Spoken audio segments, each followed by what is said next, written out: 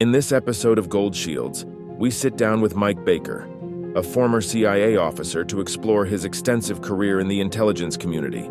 The conversation covers the challenges and rewards of working in intelligence, the evolving threat of terrorism, and the potential future hotspots in American foreign policy. They also discuss the role of the United Nations, the impact of weak leadership on the global stage, and the need for pragmatic decision-making in today's complex world. Mike shares pivotal moments from his career, including the collapse of the Soviet Union and the Tiananmen Square protests, and reflects on the importance of national security in an ever-changing landscape. The discussion delves into current issues, such as the risks associated with undocumented crossings at the southern border and the critical need for proper vetting and border security. Mike also voices concerns about the current state of politics and media, urging listeners to stay informed and think critically. Tune in to Gold Shields. Gold Shields brings true stories from law enforcement, the military, true crime authors, and first responders. Experience the dedication, danger, and emotional toll with the heroes themselves. These gripping tales of true crimes, true stories, and true heroes are all here on Gold Shields.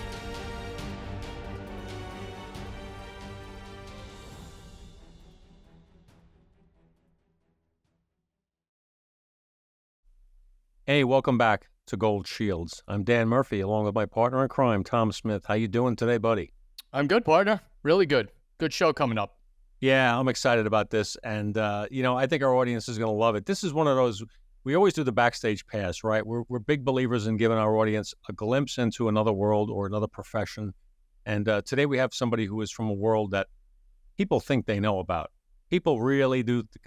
I watch movies. I really know about this. No, you don't. You just don't. But before we get into our guest, and he's waiting patiently in the green room where we have removed all the brown M&Ms from his basket per his request. Why don't we talk a little bit about who it is that we work with, who helps us keep the lights on here, our friends. Yeah, you know what? Our premier sponsor, Streamlight Flashlight, Streamlight.com. Can't keep the lights without them in our corner.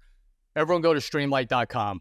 They're the leading flashlight company in this country to provide a safe work environment for law enforcement, for the military. They've been doing it forever. And they're the most trusted name out there when it comes to that. So Streamlight.com. Give them a shout, give them a look. And they got some cool products coming out soon that we will be talking about in the coming weeks for sure. So Streamlight.com. Another big one with us, Dan, is Copline. Copline.org is a 24-hour, 365 hotline, helpline for those members of law enforcement who need to talk to someone. And we all know someone who should be calling or is going to call or needs to call. Reach out to those people and get them on Copline. 1-800-COPLINE, 1-800-267-5463. Confidential, 100% law enforcement members, active and retired, are manning those phones and trained to deal with all these situations. They're big with us. Yeah, and this is something that Tom and I take very seriously. It's something that ever since we launched this platform, we've recognized that there are more organizations out there trying to establish themselves to help people, first responders and military, who are dealing with the trials and the traumas of such professions. And it's a protective, selfless, giving profession that takes a lot out of people. And when you need help, you should have that help, and you should not be afraid or hesitant to call. There's been a stigma for way too long in law enforcement. And if I'm going to speak directly from the heart right now, if you're a member of law enforcement, get over it. Deal with it, get over it, confront it, fight it like you fight everything else in this world, and you can beat it, and you can come out on the other side and have a wonderful life. You just got to work through some stuff. Everybody does. There's no shame in it. See, asking for help is a sign of strength. Copline. Copline is an unbelievable organization. Look for them, and they can help you at any time of the day. We all have those moments, man, right? It's not easy doing this job. lean on somebody who knows what it's like. 100%. Yeah, they're big with us. You know who we got today, Dan? Growing up, we used to think, wow, spies are real. Like, we really have spies that are running around the world, and we do. And there's so much that goes into it, and it's not as simple, obviously, as what I just said. But we have someone here today that we know. We have a couple of friends in common, and that's how we got hooked up with a career CIA member, Mike. What's his name? No, I'm only kidding. Mike Baker. I had to do that. No, Mike Baker is a friend. He was a colleague. We all worked in a similar world after 9/11. So, Mike Baker, thank you so much for joining us on Gold Shields, and welcome, brother. No, I'm just glad you got my last name in there. That's good. That's good. We're up to a good start. You know, the intelligence community of the United States of America is bigger than most people would think. It's more complicated. It's global. It's 24/7, and there are a lot of amazing people working behind the scenes, in the shadows, around the world to gather the intelligence, the actionable intelligence that protects America. And most people don't know that. We've seen 24, we've seen TV movies and stuff like that. It doesn't quite encapsulate the depth and breadth of what it is that our intelligence services are doing. Now, Mike, you've had an amazing career as such, and we know that there's a lot of stuff you can't talk about. Tom and I have stuff we can't talk about either, and that's okay. But what is it that you could tell our audience in general about a life spent in the intelligence community? It's very rewarding, right? I mean, for all you young folks out there listening, thinking about what you want to do with your lives, you can't beat it. You meet wonderful people. Nobody's doing it for the salary. I mean, you guys know that. That's not the point of the exercise. I think when I started, my starting salary, if I'm not mistaken, was $17,000 a year. And Wow. we went through a lot, and they asked us to do a lot, and we engaged in a lot of interesting activities. And never once did I stop after something and think to myself, I don't know if it's worth the paycheck. Of course it was worth the paycheck, because you were doing something bigger than yourself. And so I always encourage young people, if they've got an inclination, for they look for certain things, right? Language skills. If you can speak other languages, that's a good sign. If you've got common sense, if you're disciplined, if you haven't been doing drugs, because we do polygraph a lot. But it's a great career, and you find yourself doing things that at the moment you can walk away from and go, nobody else on the planet's doing this right now. And it's again, I can't think of another better word than it just was very rewarding. Is very rewarding. Yeah, that's great. Yeah, and you know what? You hit so profound on the salary, because Dan and I were in the same boat. I mean, Dan's check was less than mine. I made $28,000, I think, when I got hired. 21. Yeah, 21. And it was, and you got told that when you got in the academy, if you're doing this for money, retire, quit right now, just go home. And it's so like, true. You can retire now. We just got in the academy. This is great. At 3/4 of nothing. Mike, and you're like you just hit on the beginning of your career, and now what do you see as the biggest change in the world when it comes to bad guy, when it comes to terrorism? Because we're all talking about that these days because of the border, because of ISIS jumping up again, and some fluttering about AQ and Al Qaeda coming back. What do you see? Let's gear it to this: pre 9/11, 9/11, and now. Is there any difference in what's going on out there? I suppose at the 30,000-foot level, there's not, because the fundamental concerns come from Islamic extremists, right?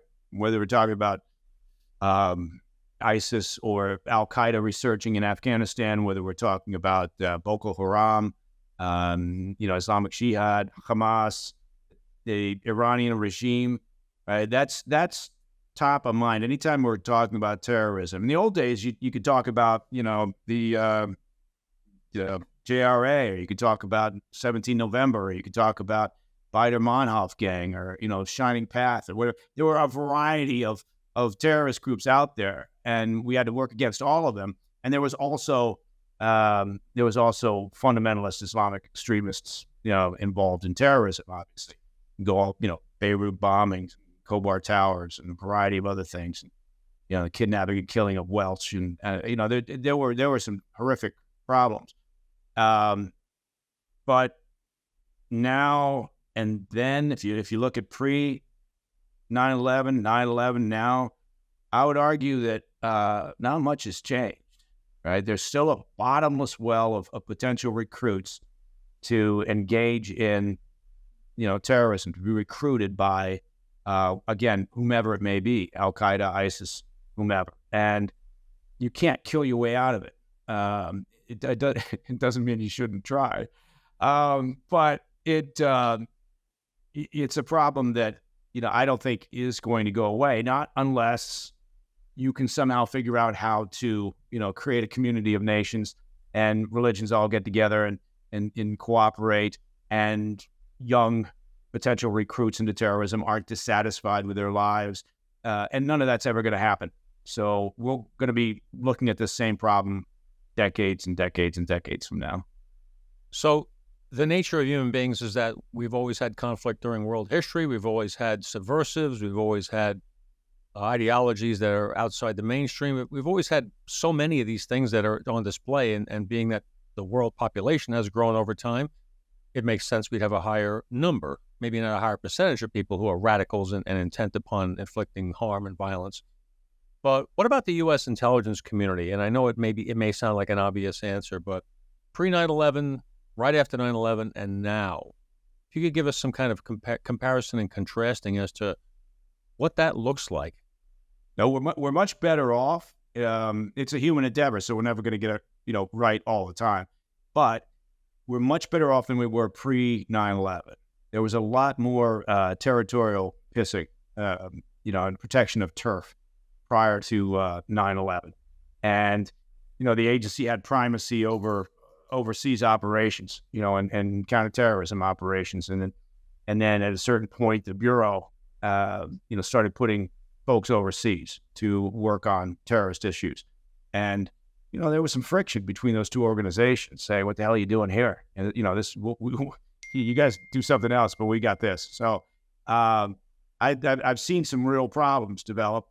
Clearly, it all led to 9/11 in terms of the siloing of information, the inability to share information through the local and state and federal organizations, both within law enforcement and into the intel community. So it now, after all these years, it has that was obviously a major outcome from the hot wash of 9/11. How could this possibly happen, and how could we not connect the dots that we saw? And so there's been a real effort to make that difference now, and it is. The cooperation is much better. The liaison between the various agencies is much better. But I keep going back to the same thing, right? It's you're not going to get it right all the time, right? And the bad guys just need to get it right once. So you always have this feeling when you work in counterterrorism that something bad is going to happen at some point. You're never fully satisfied because you just have this understanding that you can't make it a zero-sum game. Hey, Mike, you know what? Just backing up a little bit for our audience who may not be, who loves hearing about this, real quick, just give a description of the mission of the CIA. Like Dan said, you got TV, you got movies, you got this, and, most of it is not what it is. Just real quick for everyone out there, just a basic mission statement about the CIA. Sure. Well, it involved a lot of exotic cars and really hot women, blowing things up. That's what I thought when I got in, and that's why they could pay us so little, because the benefits were great. Look, the primary mission is the protection of U.S. national security interests. Right? That's it. Protect U.S. national security interests. But what that means is we take our marching orders from whoever's in charge of the White House, right? I say this all the time, and people never believe me because, particularly in today's world, right? I always say, look, the agency is it's apolitical. All those operations, officers working overseas, whether they're case officers working paramilitary concerns, whatever it might be. I sat in safe houses for ungodly amounts of time waiting for something to pop, and we never once talked politics. We didn't give a shit about can I say shit? Sure. Okay. You already did. Sorry about that. I guess I just did twice. And so we never talked about politics. So it is, but I get it. I understand why, people feel like these organizations, the Bureau, the agency, and others have become politicized. And that is a possibility post 9/11 in particular, when they created the DNI, right? And there was always going to be that chance. And the director of the agency is always a political appointee, right?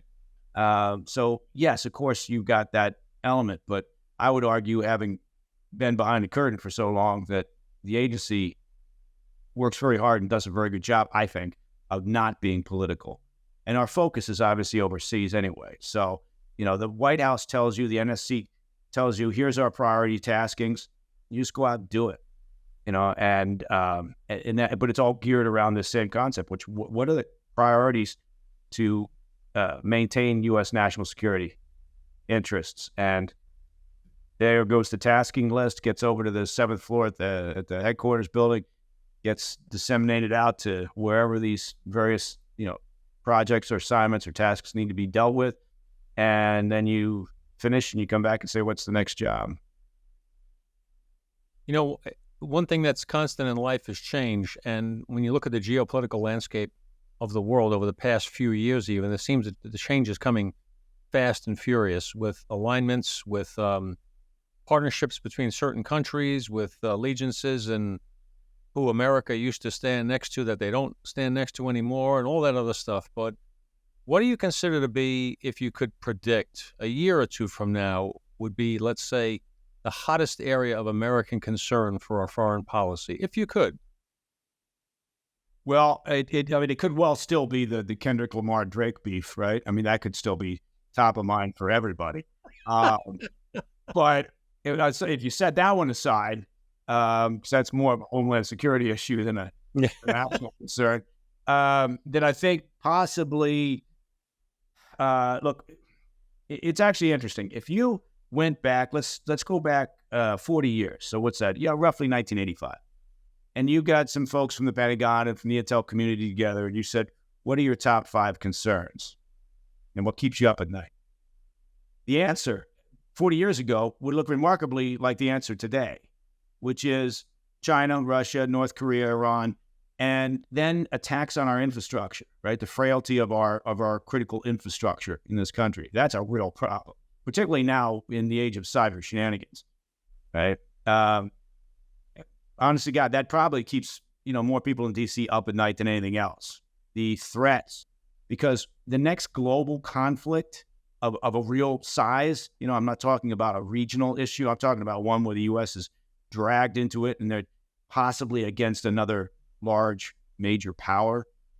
That's going to be fought in cyberspace. That's going to be fought in space. We've already weaponized space, basically. So they will look. That's why the Chinese, the Russians, Iranians, to the degree that they have the resources, and they work hard at it, spend their time mapping out our infrastructure, understanding pathways in, understanding weaknesses in everything from our water treatment facilities to transportation, rail line operations, cash movement, energy concerns, the power grid for sure, all of these things, right? Because the playbook that they develop over all these years that they've been probing and testing, and they do it every day, right? Every day there's some element of, checking, is there a way in? Is there a weakness here? The reason they do that is so that one day, if we, God forbid, get into this major global conflict, that book's going to come open and they're going to bring the pain to the homeland immediately. Right? And we all know what it's like if you lose power for 2 or 3 days, and people are just uncomfortable, right? But if that power is out for a month and a half, 2 months, food's not moving, pharmaceuticals aren't moving, fuel's not moving, you can't get cash, lights aren't on, water's not being treated, and so the goal is to bring the pain to the homeland as quickly as possible. And obviously, then you've got issues up in space. Take out the GPS. Good God, the internet goes down. What is everyone going to do? Yeah, I mean, I don't know. I mean, think about it. All those people out there. Suddenly, there's no TikTok. I mean, it's calamity. So anyway, that's the biggest concern. But where are things going? If you had to look a year down the road, or in terms of the current conflicts, if I had to predict, I'd say there'll be a settlement with the Ukraine-Russia conflict. Putin, above all, Putin wants to stay in control, right? And there's already sense that the population's starting to get very restless, and he does, he can't afford that. And so, much like how they chose to get out of Afghanistan all those years ago because people were tired of sending their kids to Afghanistan and getting caught in the meat grinder, I think you'll see the same thing. So that conflict, I think, it doesn't mean that Ukraine will get all the territory back. That's not going to happen. But that one will sort. The Middle East will look like a shit show still, because the current White House, Biden White House, is so keen to get a ceasefire, in part for political reasons, domestic political reasons here in the States. Right? They'd love to have delivered a ceasefire proposal during the course of this DNC in Chicago this week, right? And they were working so hard, and Blinken kept saying, "This is our last chance for, possibly for lasting peace." There's no lasting peace. This ceasefire negotiations is simply going to be a halt in the conflict until Hamas and Hezbollah and their puppet masters over in Iran decide to attack again, which they've vowed to do. So we've got a problem. So that's not going away. The only way that you get long-term stability in the Middle East is if there is regime change in Iran. And nobody likes those words. Regime change, oh my God. You're going to talk about toppling a government. I'm not proposing that. I'm just saying, as long as the Iranian regime and the IRGC are in control, they built this network of terrorist proxies. They will continue to try to destroy Israel, which frankly is the genocide. When all the protesters are out on the streets yelling about genocide, the genocide is on the Iranian side that wants to destroy an entire country and a race of people. They want to remove Israel from the planet. That, to me, seems like genocide. But anyway, so that's my big pitch is that basically that we're all just kidding ourselves when we talk about it. Imagine, all we want to do is kick the can down the road. A ceasefire is just going to put a lipstick on that pig, and then we're going to deal with it here in the relatively near future again, as long as the IRGC and the Iranian regime continue to obsess over the destruction of Israel. Right. And you know what? You said it so well, between the power grid, the infrastructure, and all that, and the conflicts and all that, all we can do is put Band-Aids on things. We're not stopping anything. It's just a matter of, all right, let's quell this a little bit in time, maybe to push something else out. And that's the frustrating part. That's the tough part of what you do, what we've done, is just kind of staying, keeping pace with what's going on just to quell something and hope to God nothing happens here. But I watched an interview. I was going to bring it up, and you brought it up, an interview that you did about the power grid and everything. It was fascinating. And it's so true, because people don't get that part. They all think they have 9/11 on their mind, planes, bombs, blow-ups, all that stuff. And the technology today that bad guys have and the people who want to do evil things to us, that's the worst that can happen. Yeah. No, you raised a really good point, which is that we tend to always be reactive, right? So we had truck bombs. Back in the day, truck bombs were the delivery mechanism for death and destruction by some terror groups. So what did? We reacted and we put bollards up, and suddenly pushed the perimeter out a little bit, and that was our answer. Anticipating, I guess, that, that would always be their choice of action. And you spend a lot of time gaming out the system, trying to figure out what could be the next scenario. But this one is frightening because it's very hard to figure out attribution. It's very hard to figure out where the attack comes from sometimes, and so that bleeds over into the issue of proportional response. And what does that look like? Because that could escalate out of control. I mean, much like a traditional nuclear, conflict could escalate out of control very quickly. And so the Pentagon and others are still trying to figure out, what that all looks like. What's the playbook when that happens? And at some point, it's bound to happen. It's human endeavor. People can't help it. We're never going to be a community of nations, where we're singing Kumbaya and unicorns are coming out of our ass. So I don't think, I don't know why. But I thought the United Nations was doing that. I thought that was the answer to everything, right? I mean, that's right. Yeah, the United Nations. There's an organization. I'm usually not. I try not to get all wrapped around the axle over things. But God, no, go ahead. Yeah, go ahead. If we could just say, let's wrap it up with the United Nations. I just don't understand. I mean, Russia's still on the Security Council with their permanent place. They were actually head of the Security Council. They were head of it. Iran was chairing a Human Rights Commission. As they should. Yeah, as they setting the standard. Women's rights. Yeah, it's just, I don't know. The UN is a completely feckless organization as far as I'm concerned. It's interesting to, like, in our positions when we were NYPD detectives and we would get assigned every year, if you got the United Nations General Assembly, right? They come in September in droves. Heads of state, 180 whatever countries. They've all got to have an entourage. They've all got to have a caravan of all different types of cars. And they're all trying to do this in Manhattan traffic. And they do it, and it screws everything up. Yeah. But then you see some of these... there is nothing worse in New York City than General Assembly Week. Man. That's it. And they all want to go to Broadway, and they want to eat here, and they want to do this. And that's all good and well, except it just isn't feasible, but it happens. We make it happen.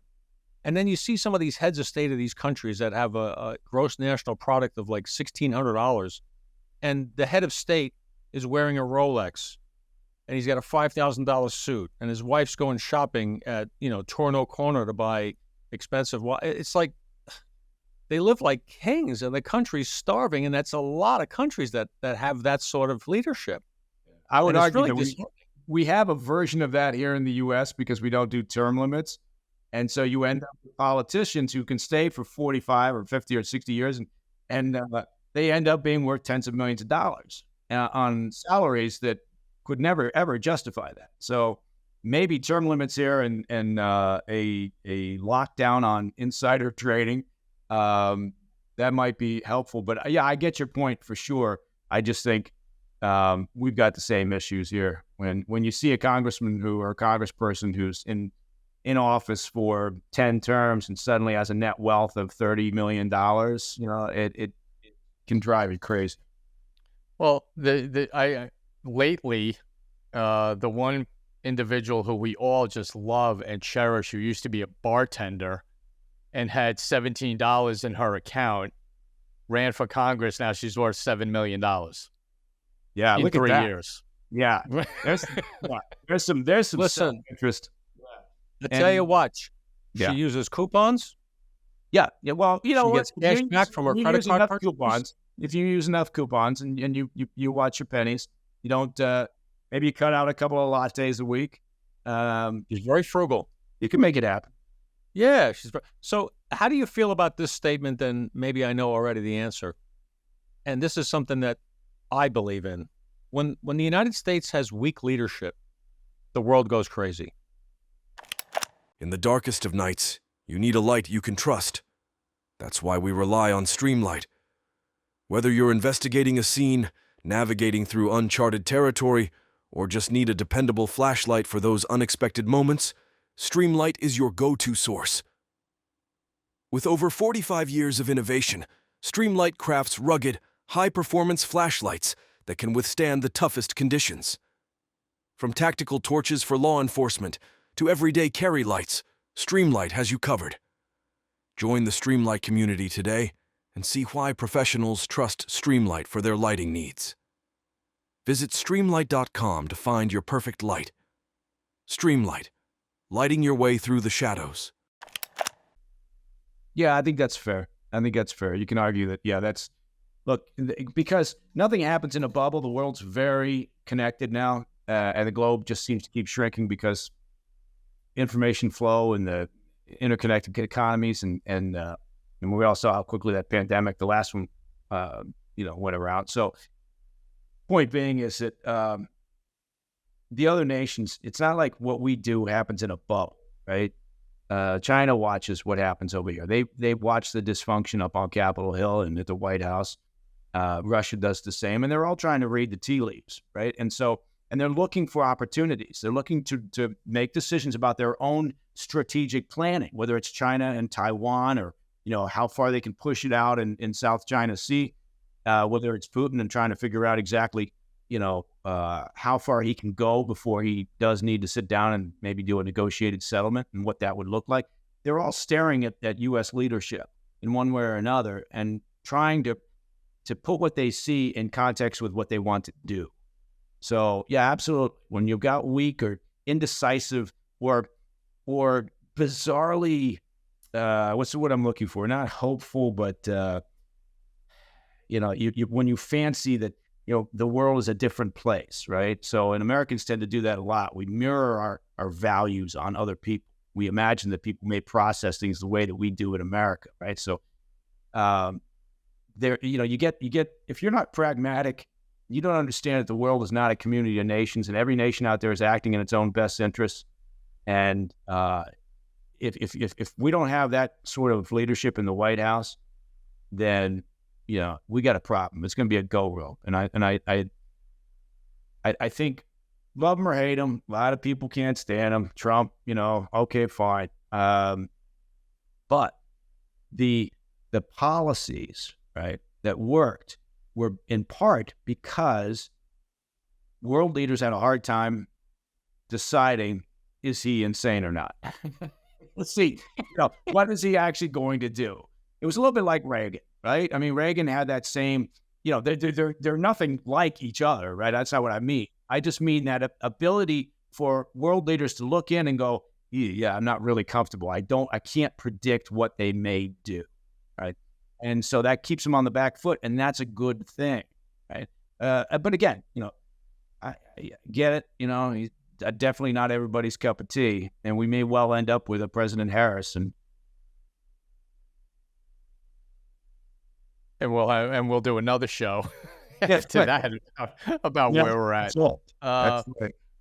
Well, the one thing, just to kind of change gears a little bit, everyone, we mentioned the CIA and everything, not to get specific, because we know how, your world and we've been involved in that world.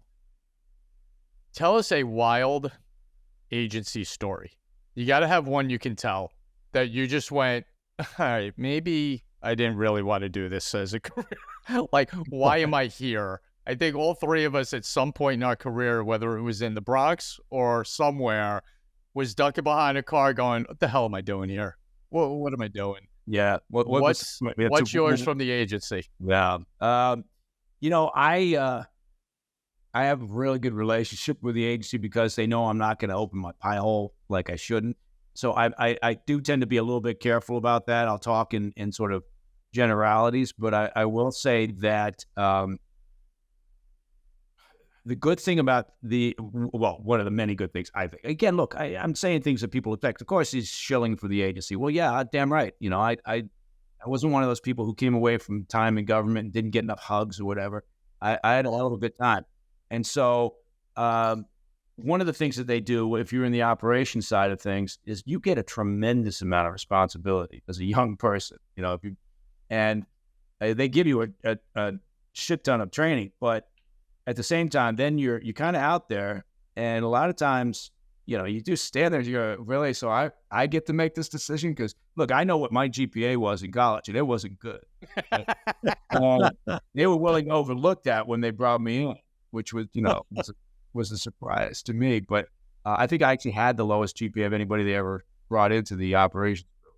In fact, I'm pretty confident about that statement. So sometimes you'd be out in the field and you think, I don't know if they should leave this one up to me. But they always provide, in some fashion, they always provide back. They understand that they are giving people at points in their life a lot of responsibility. So, and the areas that we operate in are all over the globe, right? And in some pretty bizarre locations and some pretty bizarre times.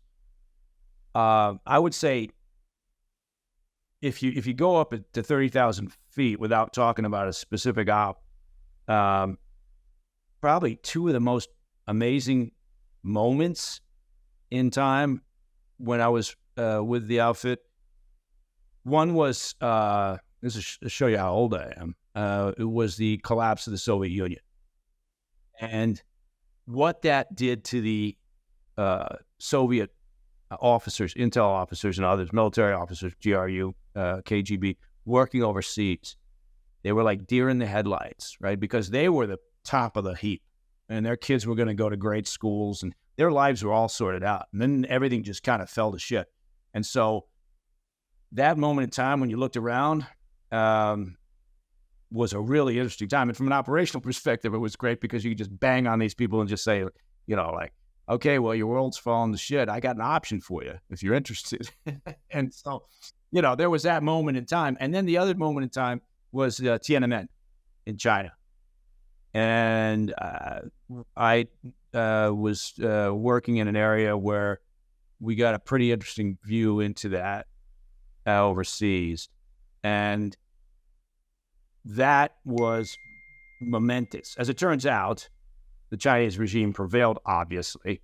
And but there was a moment where we thought, maybe they can make this happen. Maybe these protesters are brave enough and they'll survive just long enough that they could find opportunities to maybe change the system a little bit and get a little bit more freedom and yada, yada, yada. Of course, that was all Pollyanna-ish. And the rest of us, I think, all kind of knew that they were fucked. But I think it was just those two moments in time, again, without digging into the weeds of particular operations, I'll never forget. Just to shift again from that, thank you for sharing that. We recognize you can't tell specifics, but fascinating to have been in that outfit, as you call it, at that time, with all that change going on. So, flash forward to today, the southern border. How significant do you feel the risk is with the undocumented, unidentified persons coming across that border? Yeah. Well, honestly, you can't. I mean, if you think about it in very simple terms, which I prefer to do, you can't have national security or homeland security. You can't, as a federal government, say that my primary job in the White House is to keep my citizens safe. You can't do that if you don't know who's crossing your borders. You just can't. There's people could argue about the morality of a different immigration system and bringing people. I don't give a shit about that. I'm talking about from an operational perspective. If you don't know who's coming across your border, you can't stand there at the White House and say, I'm doing my job. I'm keeping my citizens safe. So I just start from that perspective. And we got a real problem because there's no vetting. People talk about vetting, and that's bullshit, right? I mean, there's such a little, I've got, my company, I've got folks that spend all day, every day doing due diligence, right? Backgrounds on people. And we know pretty damn well how much information is out there, but you have to work. It takes time. You have to access the information, and you have to have access to a lot of different databases. You have to be willing to take the time to persons from overseas to, get that information, dig into it, and understand really who it is that you're dealing with. There is more of that goes on in the private sector ahead of a business transaction than will ever be taking place in the current configuration down on the southern border. They just don't have the time, the resources, the ability. And so maybe they check a U.S. criminal database, but if they get nothing because the person wasn't in the U.S. and didn't commit a crime before, then fine, they'll just release them and say, show up in court hopefully in a year or two. It's a disaster, and I'm not talking about it's a disaster because millions of people streaming across the border and they're taking our jobs and yeah, all of that. But I'm just simply focused on the security side of things, and that part of it is a disaster. Yep. And you know what? Everything we talked about for the past 40 minutes, okay, all comes together. Has it been 40 minutes? It got yeah, it seems believe a couple that? of hours. See how good we are? Yeah, I mean, it only seems like minutes. That's because you got two great hosts. That's why. Yeah, Just unbelievable, guys. Yeah.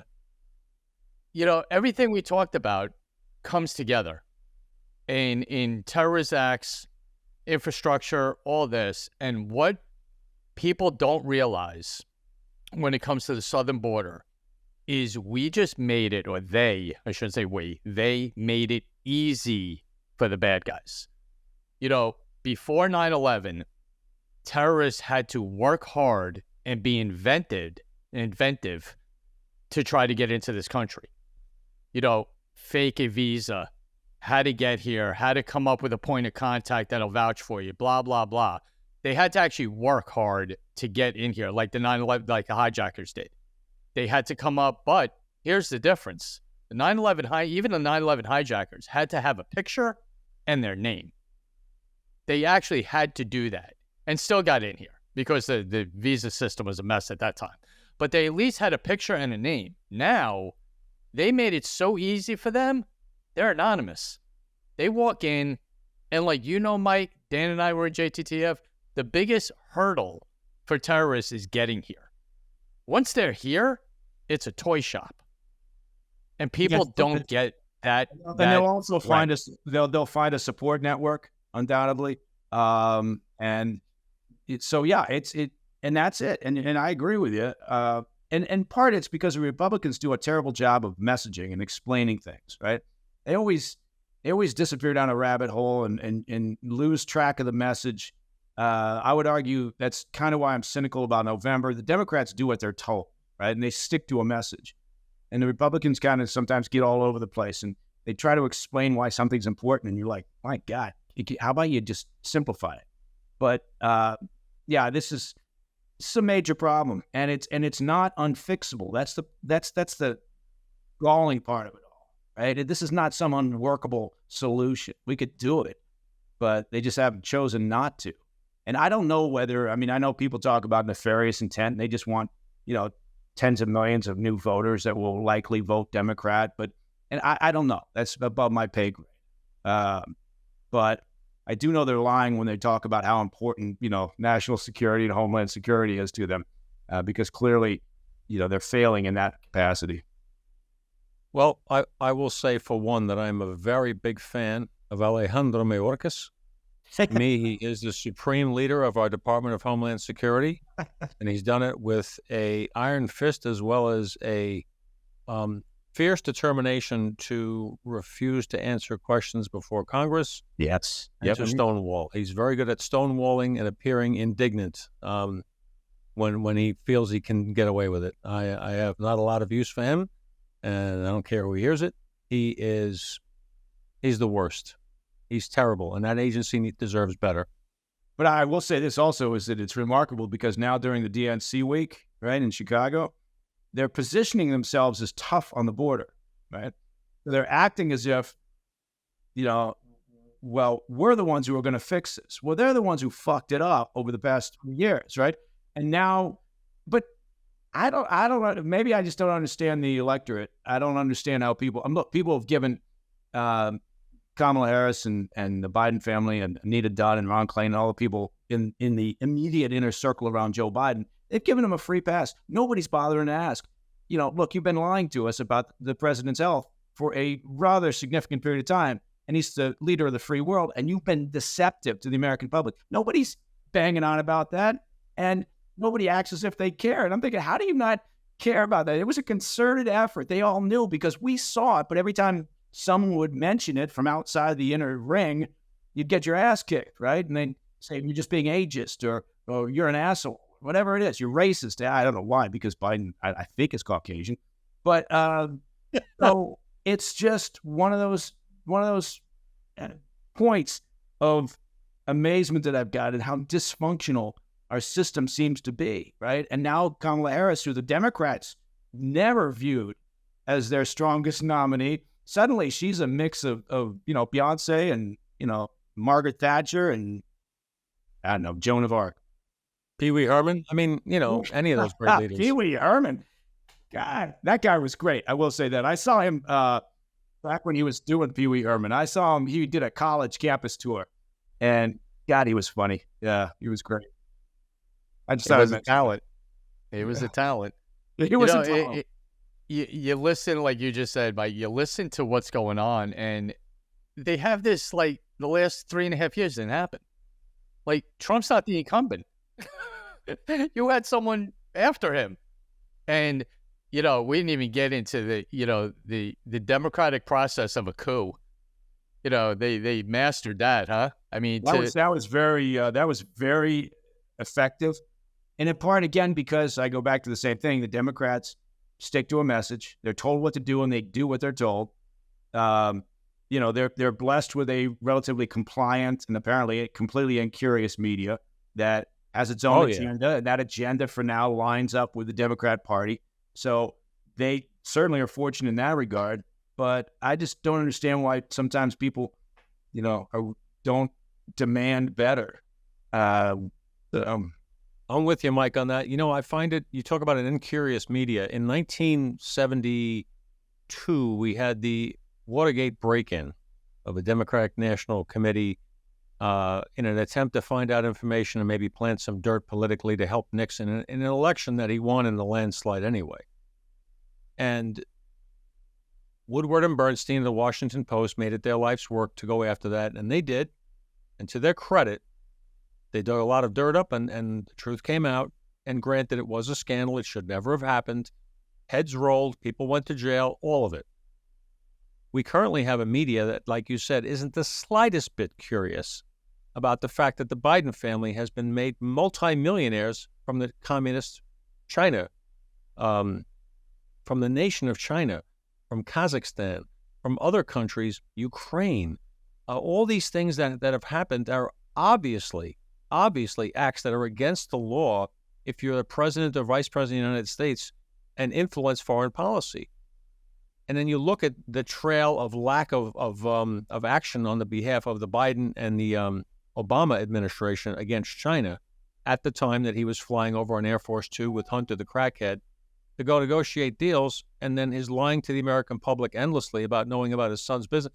These are massive scandals that make Watergate look like an ice cream social. And we have a media that doesn't seem to care. Yeah, and I think, it's like looking at President Biden, over the past year and saying, I think he's in decline, which is sad, right? We've all got aging parents or aging grandparents or whatever, and we all know what it looks like. So, the debate just happened to pull the curtain back all at once rather than, bits and pieces as it dribbled out. But, the pay to play is just the same. Everybody knows and understands that they were engaged in a large, long-term pay to play, effort. That's how they were making money. And of course they were, working off Biden's name, right? Whether they could, and I'm sure they would, oftentimes they probably weren't even promising access. It was just enough to have the name there in the room, right? But it's one of those things you look at and you go, well, yeah, it seems pretty obvious. Much like, the inner circle of Biden hiding and lying to the American public about his health. Seems pretty obvious that that's how they made their money, was pay to play. But again, it all just gets pushed aside. There's no consequences. And I think that's part of the reason why people are so fed up with Washington, D.C. and with politics in general. They'll see investigations and committees up on Capitol Hill and, nothing ever changes and there's no consequences for bad action. Occasionally, maybe, if it's just so egregious, like Bob Menendez, Gold Bar Bob.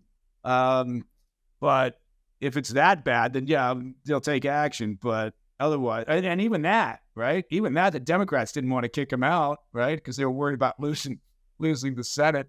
So they were willing to look the other way. It's just, I don't mean to sound so cynical, but, by God, until we get, by God, I sound like Wilford Brimley.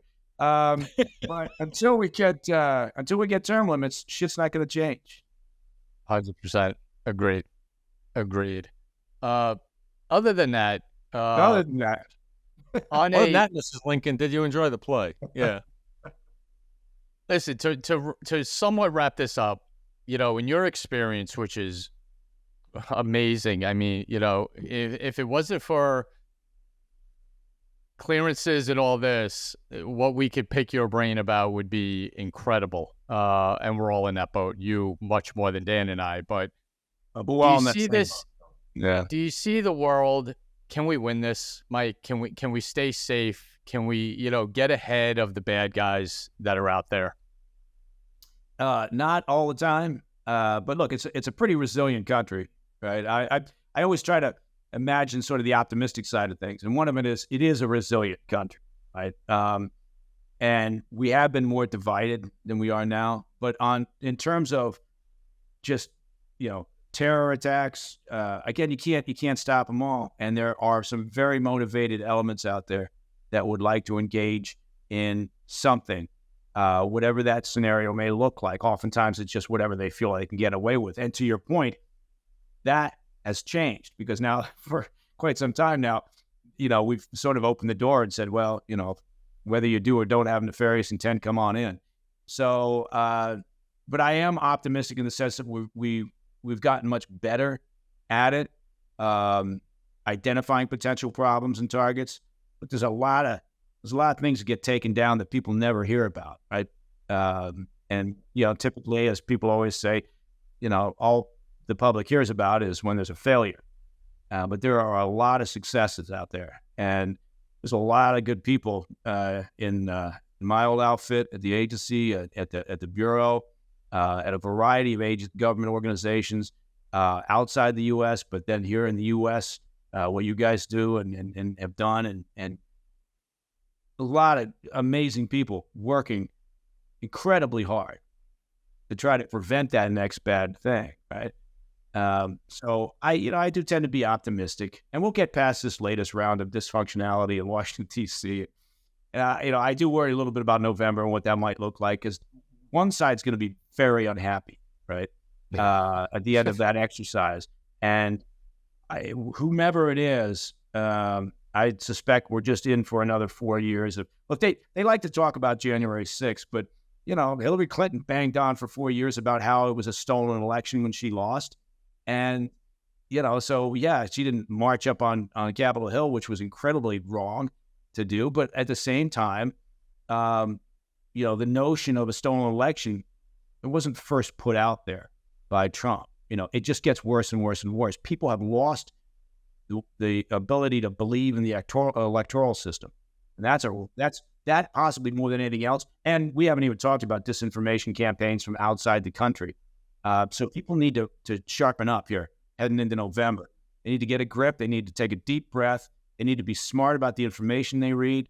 They need to ask themselves whether it's accurate or not, because a lot of it's not. A lot of it's deliberately put out there by whether it's the Russians or the Chinese, the Iranians. They've got very active disinformation programs. So people need to be very smart about this. And we need to walk this dog back somehow and start having a little more faith in the systems, right?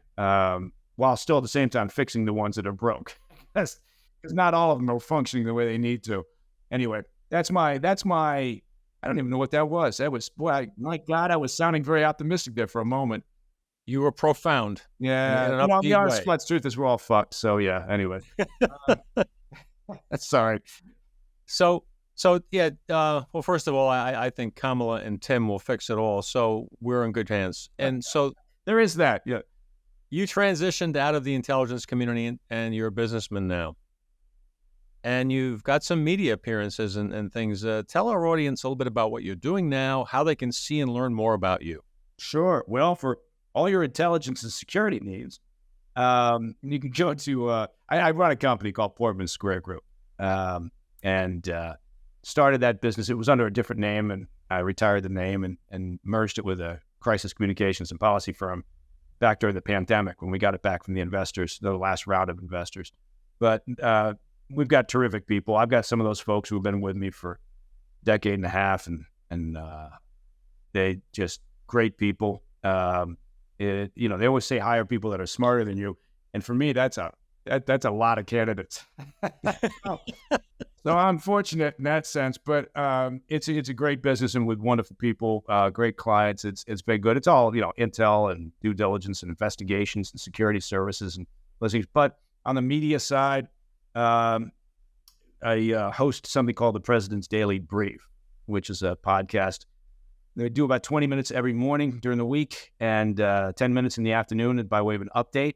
Just gives you the news. We try not to provide any opinion or anything like that. Maybe occasionally a little context. Maybe occasionally I say something snarky. But the whole idea is, look, here's top issues facing the world right now. Take 3 or 4 of them. Boom, get them out there. Tell people what's happening, not how to think about it, but here's what's happening. And then they get on with their business day or their day, whatever. And then in the afternoon, we do the same. And then we've got a weekend show called the PDB Situation Report. But that's on all the podcast platforms. Man, look at I'm a fucking marketing machine. And we've got a YouTube channel at President's Daily Brief. And our weekend show is on the First TV, which is a great operation. So, yeah, there's that. And then I'm just busy herding the cats, the kids at home, and whenever I get a chance to be home. It's good. Try to keep busy, huh? Try to keep busy. I mean, you got nothing going on. It's a shame. Yeah. I know. I got to find a hobby. Yeah. Good, Dan. Well, yeah, I was just going to say, we could probably spend many more hours talking to Mike Baker, but we really, really appreciate your time. And, sincerely, we appreciate what you've done for our country, and that people tend to sound disingenuous when they say that after a while, like, oh, thanks for your service. But we really appreciate what the agency does, what men and women like you do. And so thank you for your dedication, because it is a significant part of the reason why America continues to fly our flag over our country is because of people like you. So thank you for what you have done in your career and what you continue to do, and for your time today and sharing a little bit about you. And we'd love to have you back on at a later date. And it'd be great. I'll remember next time. I'll whip up a couple martinis before the show starts, and we'll maybe you guys might have to edit that one a bit. Yeah. So no, and likewise back at you, because over the years, obviously counterterrorism. When you talk about elements working together, the NYPD is at the top of the heap, right, in terms of abilities and just what you do. And so it's not unlike what we used to think, I guess, back before 9/11. You can't do it without everybody working in concert, right? And so we learned a lot about how great the NYPD is in that capacity. So yeah, thank you too as well. Well, thank you for that, Mike. And you know what? We were lucky because working in JTTF, we actually got a front row seat into these agencies that work so hard and give up a lot to protect everyone in this country, whether it's overseas, whether it's here, whether it's on the water or whatever. We were lucky enough to be involved in that and know firsthand what goes into it. And when Dan and I both say thank you, Mike, we truly mean it, because we know what goes into it. So thank you for everything you've done in your career, for sure. And it's amazing to talk to someone like you, because you had a front row seat to history. You just talked about 2 incredible events during your show. The fall of the Soviet Union and Tiananmen Square were 2 profound, big events in history, and you got to witness it. And that doesn't happen too often in a lifetime. And thank you for bringing those stories to our show. We really, really appreciate it. And this time of the show, yeah, call me back. I'll definitely come back, man. This has been great. I really enjoyed the conversation. Oh, thank you. Oh, you have an open pass to come back. Text me, just, hey, I want to come on next week. Okay, we'll take care of that. Excellent. Dan, this is our special time of the show where we send our prayers out to our law enforcement officers, both in federal agencies, local, state, all of them. They need our prayers, they need our support, and their families. Their families go through it just as much as the people do, running around the world or running around the city. So please keep them all in your prayers. Our first responders, law enforcement, military, all of them. They need it. They need our support. Say hi to them on the street. Wave to them when you see them in a radio car. Pat them on the back in a store if they're in uniform. That means a lot to them. Make sure you do that. Our selfless little plug, youtube.com/@goldshields. Every social media outlet you can think of, Instagram, X, Facebook, all of it. Follow us. Take a shot at joining our team. You're going to love this show. Subscribe, all that good stuff. And our website, thegoldshieldshow.com. For my partner, Dan Murphy, and an incredible guest, Mike Baker, This is Tom Smith for Gold Shields. Everyone out there, stay safe. We'll see everybody soon.